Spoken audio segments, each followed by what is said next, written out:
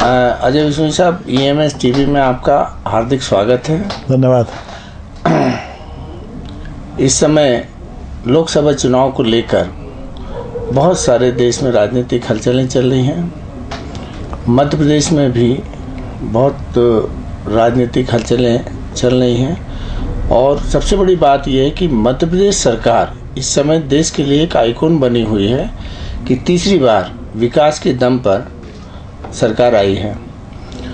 तीसरी बार सरकार बनने के बाद मुख्यमंत्री जी ने एक बहुत बड़ी बात कही है कि हम हर किसान के खेत तक सड़क पहुंचाएंगे। तो ये कैसे संभव होगा, इस संबंध में यदि आप कोई जानकारी देंगे तो अच्छा हो। सर जी, ये सकारात्मक सरकार है। सकारात्मक वोटों की दम पे हम तीसरी बार सरकार में आए हुए हैं। शिवराज सिंह जी चेहरा एक अपने आप है जो अपने आप सकारात्मकता की पहचान बन चुके हैं जी। और वो पहचान बने हैं बिल्कुल ऐसी ऐसी चीज़ों को पहचानना जिसकी तरफ आम आदमी की नज़र ही नहीं थी, और न सिर्फ उसको पहचानना, उसको प्राप्त कर लेना, उसको वो सुविधा उपलब्ध करा देना, आम आदमी को उपलब्ध करा देना। उसी में से ये एक नई पहल है। खेत तक सड़क, खेतें हैं पर खेत तक जाने की सड़क नहीं है। आज ट्रैक्टर, ट्राली, हर इक्विपमेंट इतने ज़्यादा हो गए हैं कि उसकी बहुत ज़्यादा महत्व हो गया। कहीं मनरेगा से सड़क बनती थी, कहीं कुछ दूसरी चीज़ें बनती थी, अपन ने उससे आगे बढ़ के और हर गांव को सड़क से जोड़ा, 12 सड़कों से जोड़ा। जब वो लक्ष्य पूरा हो गया तो स्वाभाविक रूप से जब हम हर गांव तक सड़क लेके पहुंच गए हैं तो अब अगली कदम हमारे पास है। तो गांव में यदि हमको नदी तक जोड़ने वाली चाहिए है सड़क तो वो, या आदमी के खेत तक जोड़ने वाली सड़क है तो वो सुविचारित बहुत अच्छी योजना है जिसका आम गाँव के लोग स्वागत कर रहे हैं। अभी हाल में मुख्यमंत्री जी ने कहा कि छिपरा और नर्मदा का मिलन वो 6 फरवरी को करा देंगे। बहुत जल्द हमारे यहाँ कुंभ भी होने जा रहा है।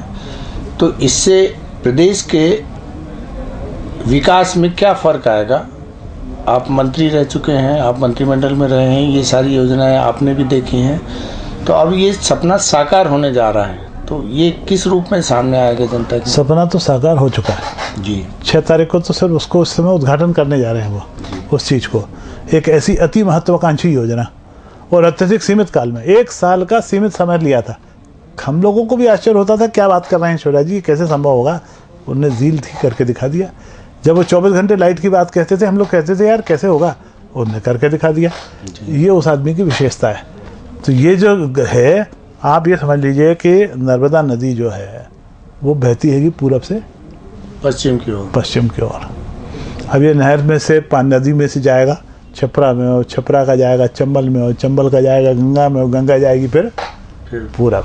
ये एक नदी ऐसी होगी कि 2 अलग अलग महासागर में जाके मिला करेगी। एक इतिहास रच के रख दिया उन्होंने। आज हजारों गांव के अंदर पानी जाएगा, हाल ही को शहरों में पानी जाएगा, इंडस्ट्रियल एरिया तक पानी जाएगा। नर्मदा जी का जो पानी समुद्र में बह जाया करता था, अब वो खेतों को जान देगा, पहचान देगा शहरों को। कुछ माह बाद लोकसभा चुनाव होने जा रहे हैं। एक पूरे देश में आम आदमी पार्टी की भी बड़ी चर्चा है, और वहीं जो विधानसभा चुनाव के परिणाम आए हैं तो उसके बाद शिवराज सिंह जी ने 29 सीटें जीतने का लक्ष्य बनाया है। तो आपको लगता है कि जो लोकसभा चुनाव होंगे तो उसमें शिवराज सिंह जी अपना लक्ष्य 29 सीटों का आम आदमी पार्टी की चुनौती के बाद भी पूरा कर सकते हैं? देश इस समय एक गंभीर क्राइसिस से गुजर रहा, और आम आदमी जो है, आम आदमी पार्टी की बात नहीं कर रहा मैं, कॉमन मैन की बात कर रहा हूँ, आम आदमी की बात कर रहा हूँ। आम आदमी चाहता है बदलाव, सकारात्मक बदलाव, कुछ कर दिखाने वाला व्यक्ति, ईमानदारी के साथ नेतृत्व दे सकने वाला व्यक्ति, शीघ्र और उचित निर्णय ले सकने वाला आदमी। ये सारी चुनौतियों का जवाब के रूप में आज की तारीख में स्थापित सत्य के रूप में सामने खड़ा है मोदी। लोग उसकी प्रति आकर्षित हैं। और जब हमको 542 सीटों के अंदर चुनाव होना है, पूरे देश भर के अंदर चुनाव होना है, देश की कमान सौंपने का समान होना है, किसी दिल्ली जैसे एक नगर निगम जैसे राज्य की कल्पना नहीं है। तो आप कामन आदमी जो है वो इस फर्क को समझ रहा है। तो फर्क को समझ रहा है कि ये चुनाव एक छोटे से राज्य का नहीं, पूरे देश का राज्य का चुनाव है। इसलिए आपका असर कहीं इस लोकसभा के चुनाव में नहीं होगा, खासतौर से जिस प्रकार से आम आदमी में परिवर्तन की चाहना हुई है और मोदी जैसा अल्टरनेटिव खड़ा है, इसलिए कहीं कोई तीसरी गुंजाइश नहीं है। एक अंतिम प्रश्न, आज सारे राजनीतिक दल आम आदमी पार्टी के नक्शे कदम पे चलने की कोशिश कर रहे हैं। सादगी, कुछ अलग करके दिखाना, औचक निरीक्षण, पब्लिक के साथ लगातार जुड़ना।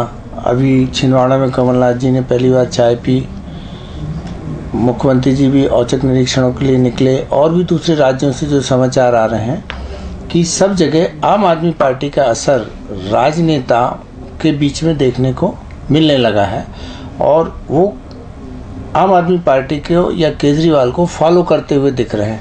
तो क्या इससे उसका फायदा या उसकी ताकत आम आदमी के सामने नहीं बढ़ेगी? कुछ भी नया नहीं हो रहा, सिर्फ सब कुछ पुराना है, सिर्फ नजरिया नया है। आम आदमी ने एक काम जरूर किया, आम आदमी पार्टी ने जी, उसने आम जनता को और मीडिया को एक चश्मा जरूर दे दिया है जी, जिसमें मैग्नीफाइंग ग्लास फिट है जी।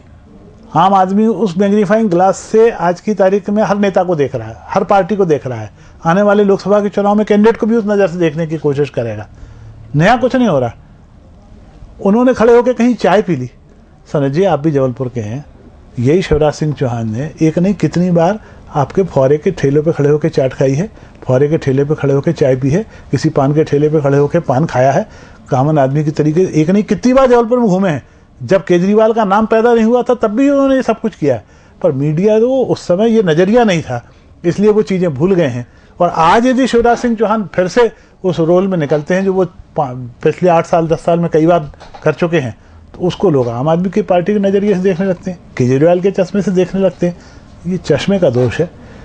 न पहले कभी ऐसा कोई नई चीज हो रही है जो केजरीवाल कर रहे हैं, वो पहले भी होती आई थी, आज भी हो रही है। क्या ऐसा नहीं लगता कि आम आदमी अब राजनेताओं को फिर से उसी रूप में देखना चाहता है कि वो बड़े सादगी से सब लोगों के साथ मिलजुल के और तामझाम से दूर रह के और उनके बीच लगातार बने रहें? तो क्या देश स्वतंत्र 1947 में जी जवाहरलाल नेहरू कब आम आदमी के रूप में रहे? कौन से तामझाम से दूर रहे? या और जितने लोगों के नाम ले लीजिए आप उसमें। जब आप एक पद पे बैठ जाते हैं, आपके समय की अपनी एक मर्यादा हो जाती है, उसकी कीमत हो जाती है, तो आपको बहुत सी चीज़ों से बचना पड़ता है जिसको कई बार लोग आडंबर मान लेते हैं।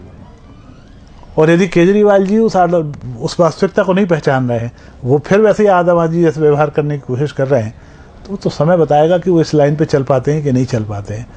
पर पद की एक मर्यादा है, समय की एक मर्यादा है, उन दोनों के बीच में तालमेल बिठाना है। तो पद पे बैठे व्यक्ति को समय की कीमत करना होगी और समय में काम करना होंगे, तभी उसकी पहचान बनेगी, तभी उसको लोग याद करेंगे। बहुत बहुत धन्यवाद, आपने ये मैं इसको समझ दिया। धन्यवाद।